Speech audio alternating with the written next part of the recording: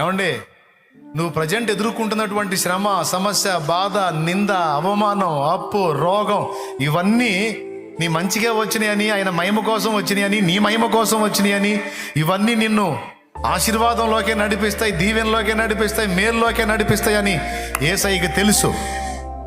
అయినా అవి తట్టుకోలేక నువ్వు ఏడుస్తుంటే ఆయన పొళ్ళికిలితో కూర్చునే రకం కాదు, ఆయన నీతో పాటు ఫీల్ అవుతాడు.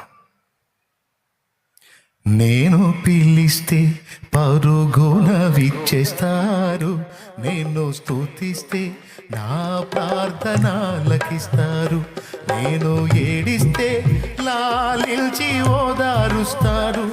ఓ ఎంత గొప్ప ప్రేమ నా యేసుకి, ఓ ఎంత గొప్ప ప్రేమ నా యేసుకి.